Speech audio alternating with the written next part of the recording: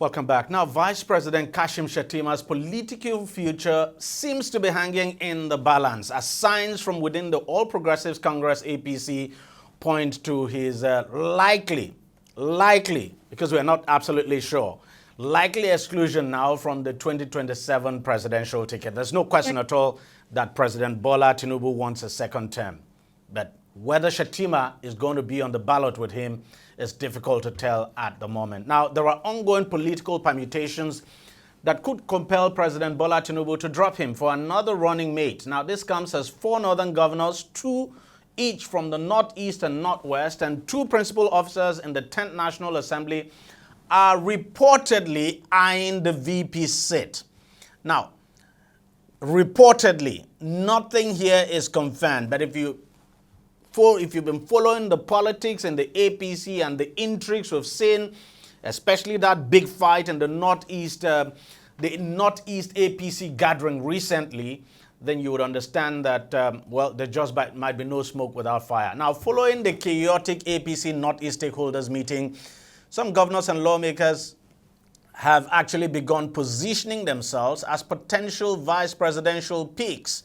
There are also reports that discussions about Shettima's return has divided members of the National Working Committee and the National Executive Committee of the party.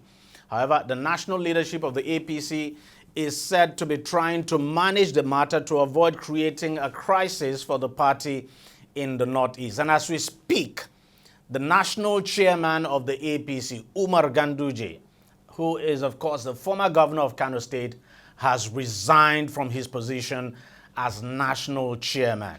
I mean, well, he says he wants to concentrate on his health, but I mean, no doubt this is coming as a very big surprise, and it's a clear pointer that all is not well within the APC. All isn't well within the APC. Well, joining me to discuss all of this is political affairs analyst Jide Ojo, and I also have joining us as well Abdurrahman Abu Hamisu, both of them, of course, joining us from Abuja. Gentlemen, thank you very much for coming on the program. Let me come to you, Mr. Ojo. Let's start with the resignation. Before we talk about the VP, let's start with the resignation of the APC national chairman, coming as a very big surprise. What do you make of it? Thank you, DEJI. It came as a rude shock and a surprise, but in the game of politics, it's a game of intrigues.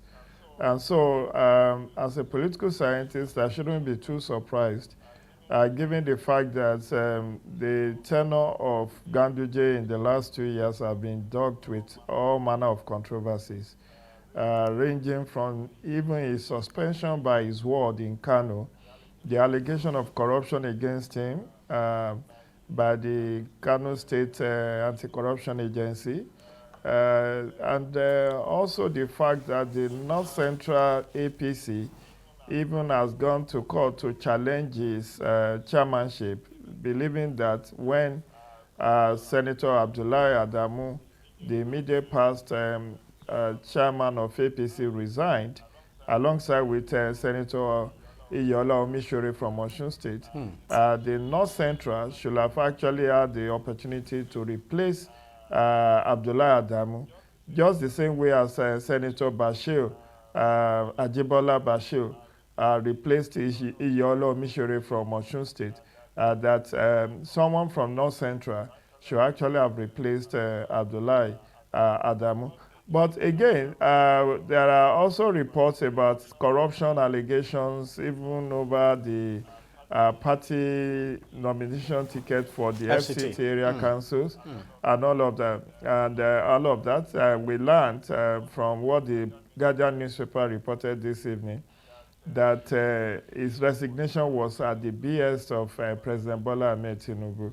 So all of that put together shows that APC is trying to do some house cleaning, because not a few have even expressed surprise that the president could keep a Ganduje with the track record of corruption allegations. You recall the Gandola incidents where a journalist in Kano allegedly had a tape of him collecting bribes and stocking it in his Babariga and in all parts of his body. And since that broke out many years back, he has survived.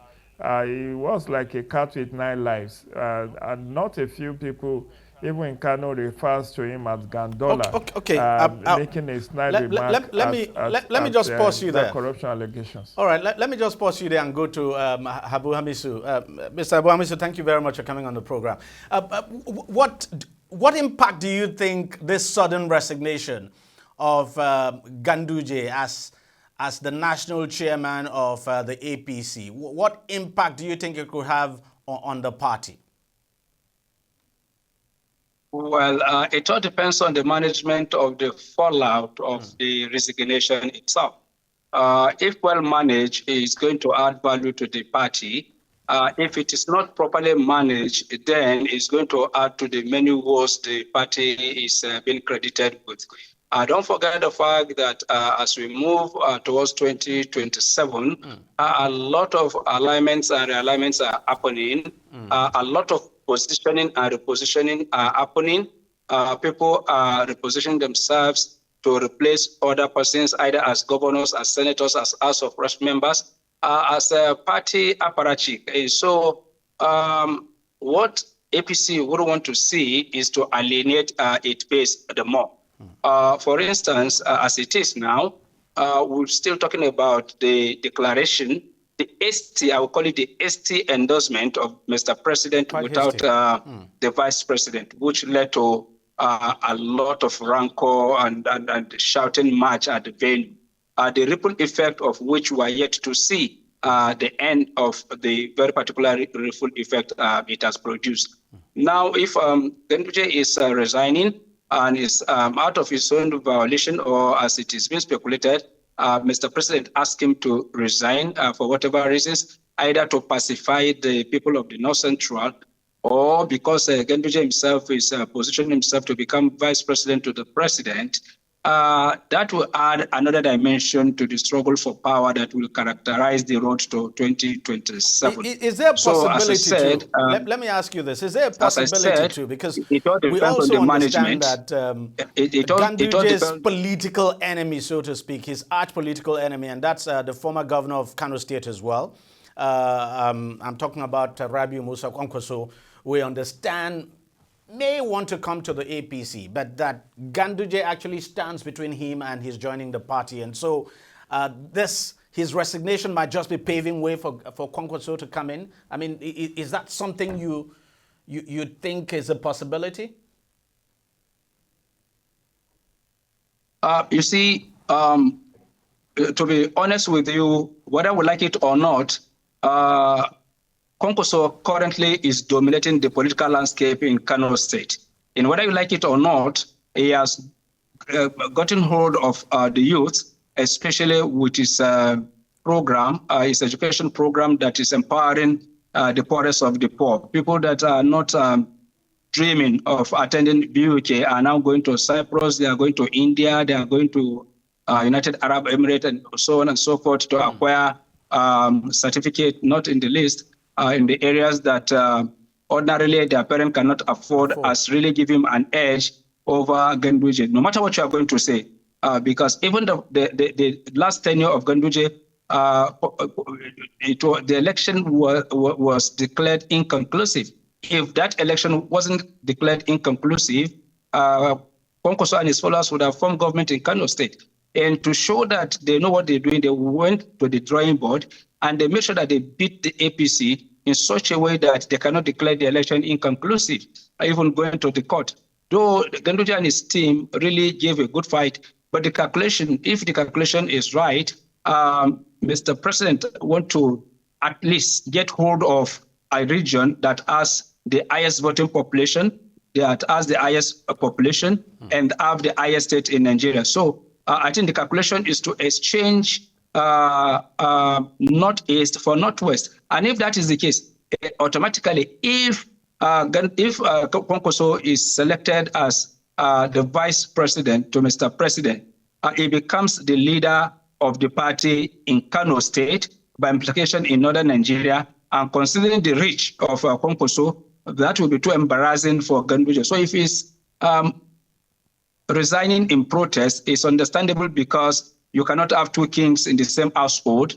That will be disastrous. And that is why once a king needed to come in, another one is deposed and exiled to another location so that the influences will not continue to clash and produce violence that will undermine the chances of the party. So it's understandable if that is another angle to it, because Kwankwaso coming into the party and being nominated is a speculation, and for every speculation, there is always an atom of truth, and then the confirmation will eventually come. When it does it, then we know that it's just a mere speculation.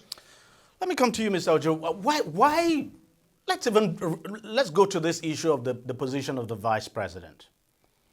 Why would the president want to change his vice? I mean, you look at the vice president, Shettima. You could, to a large extent, say he has been very, very loyal and faithful, has discharged his responsibilities, his duties, with every form of loyalty you could ask of a politician. He's not given the president any problem at all. So why would this idea of changing him even come up in the first place? Again, this is speculation at this point. We cannot in good conscience say that is going to happen. True. But if you look at the antecedent of Mr. President, he has a penchant for changing his deputies. Do you know he had, in 8 years, I think he had 3 or 4 deputies in 8 years as Lagos State Governor.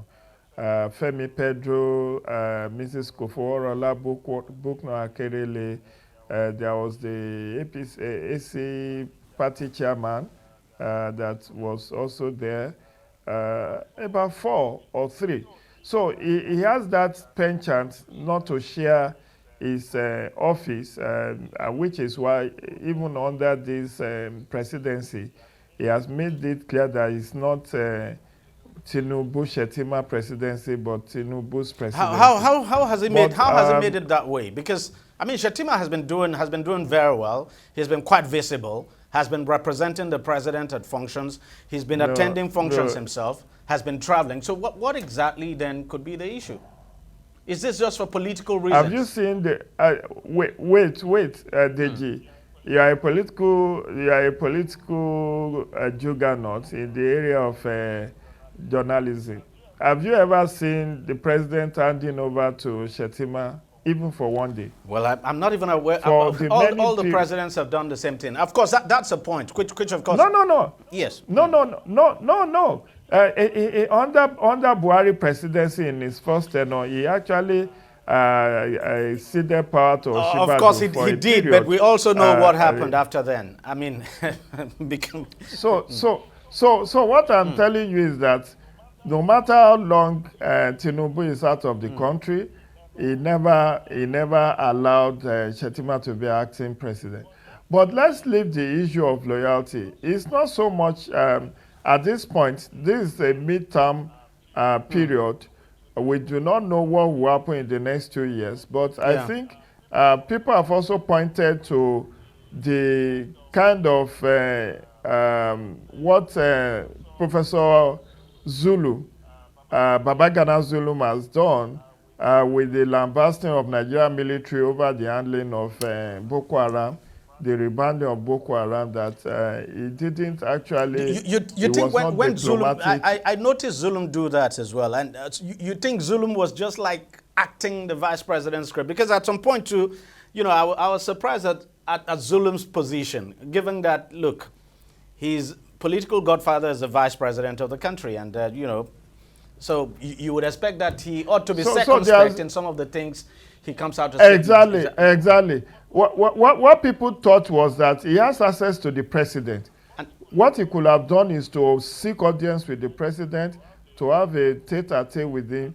and not to openly embarrass the Nigerian military, to the point that there was even an exchange, very hot exchange between Zulum and the Minister of Information and National Orientation.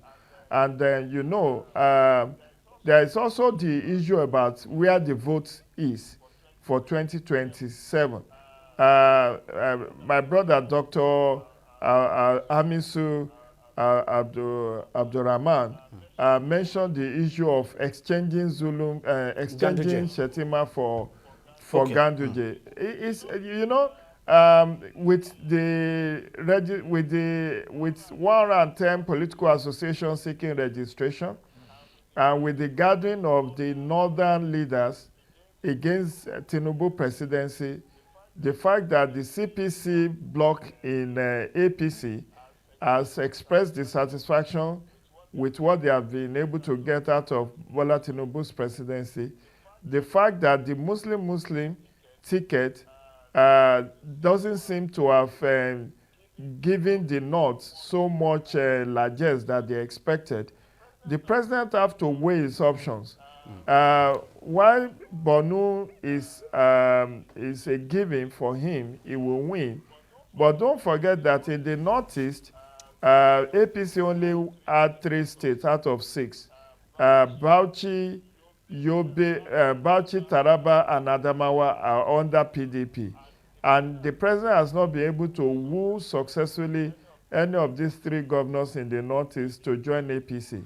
But he has been able to get governors in the South, and what the president may be looking at right now is a counter move to a possible registration of ADA, where people like Atiku Abubakar, El Rufai, and some northern power brokers seems to have sympathy for. So if he is able to trade off Ganduje for Kwakwanso with the vote of Kano and the vote of Kaduna, and the fact that the Kebbi is already, even the power brokers in Kebbi has joined the APC. The governor, and I foresee a situation where the Zamfara governor may also join the APC.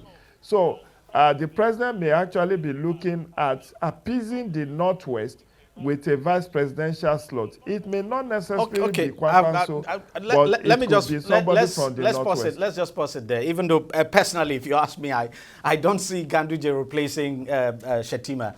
I don't even see Ganduje picking up the vice presidential ticket. But, you know... No, not Ganduje. I'm talking of Kwakwanso, not Ganduje. Okay. Kwakwanso is the person I'm talking about. I see. But let me come to you, Dr. Hamisu.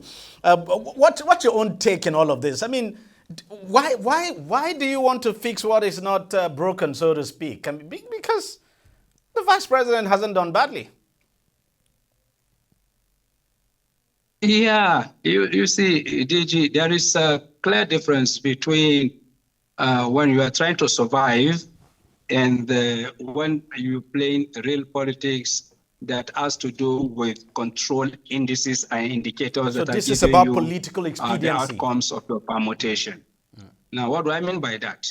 Mr. President is running against different tides. Part of the tides is run against is the fact that they not feel shortchanged.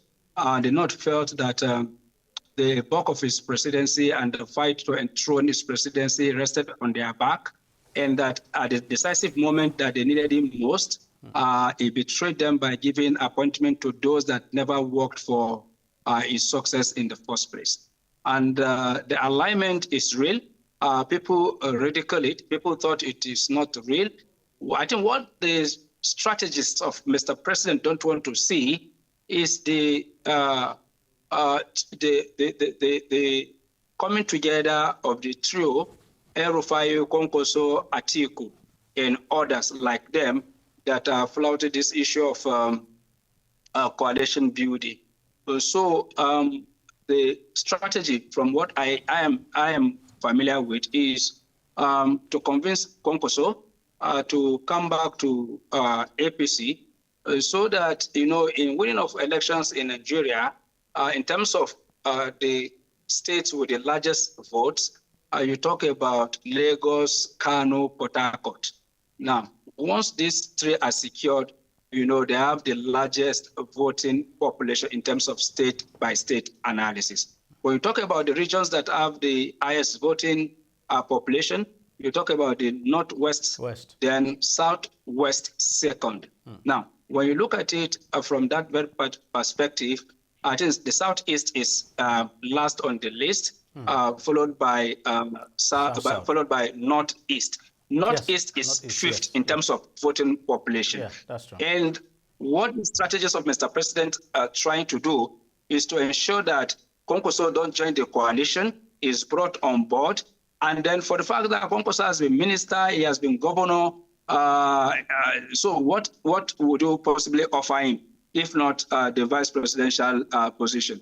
If it were to be a normal political situation, your argument, DEJI, will hold water, because, as you said, one of the key things that people look out for in politics will be, 1, loyalty, 2, capacity to do your job, 3, being able to protect the interest of your principal.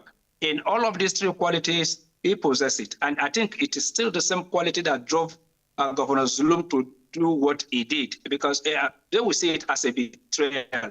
But to Mr. President, is pursuing his political ambition, is pursuing his political interest. And as Machiavelli rightly told us, which is one of the things that we practice and our elite do practice it, the end justify the means. And the West told us that there is no permanent interest, only there is no permanent friends, but what? Permanent interest. So in Nigerian politics, it is mostly about permanent interest, and that is exactly what is playing out. So the interest of Shettima can be jettisoned, it can be sacrificed at the altar of the survival of Mr. President. After all, when a ship is sinking and the only hope is to protect the captain, I think everything should be done to protect the captain. I think that is what Mr. President's strategists are trying to do, irrespective of the consequences that we follow.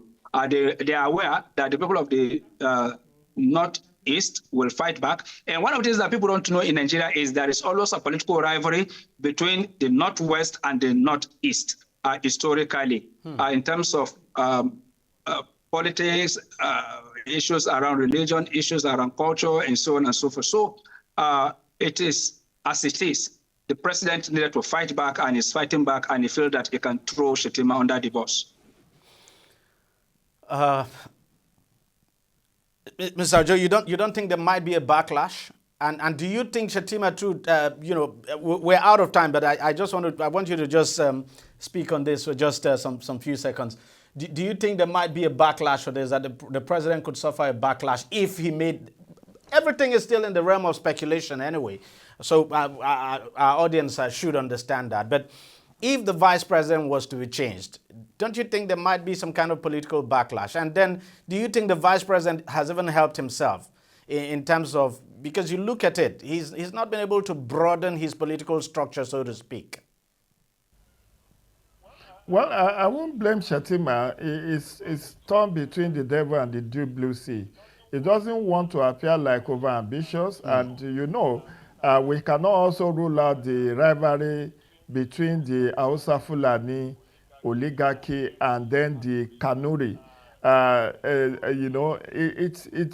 It was surprising that President Tinubu will even go for a Shettima in 2023 when he's seen as a Kanuri man with the voting population of the Kanuri people in the Northeast is limited compared to the Hausa Fulani in the Northwest. But he was able to survive that because the ranks of the opposition was divided.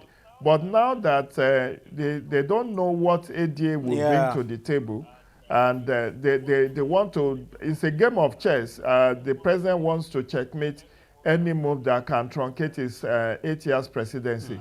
And so it's a battle, and whether the issue of replacing Shettima is even a long-term goal. I think in the interim, the president wants to appear like, eating the anti-corruption move. This Ganduje is controversial, is tainted with corruption allegations. So let me look for a cleaner, a more trustworthy ally. Because that's the first thing to fix. First, fix the national leadership of APC. He has done it twice. Oshiomhole was thrown under the bus. He brought in Adamu Abdullahi. Adamu Abdullahi was thrown under the bus after helping the APC to victory in 2023.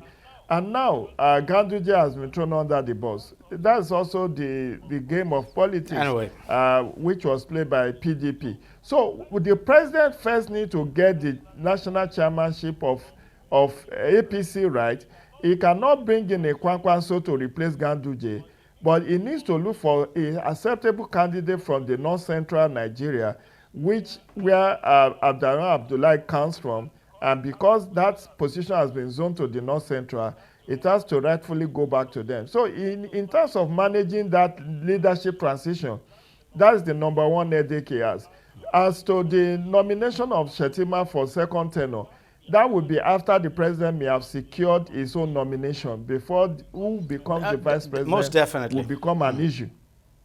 So that is the issue of replacing Shettima will come up in the lead up to 2027 when the nomination that's most definitely, but we know you don't have to wait until that time. Politicians will never wait until that time, and that's why we're seeing but all what of these I'm trying to what I'm trying to tell you is that even though there will be several permutations, definitely, and it will also be what is the opposition bringing at them that would determine.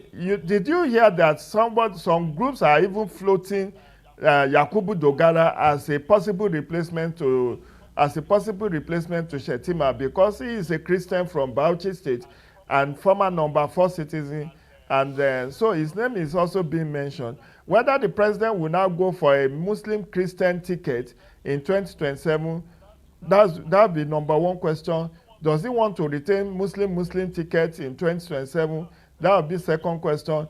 Does he want to stick with a Kanuri man at the expense of appeasing the northwestern Hausa Fulani oligarchy?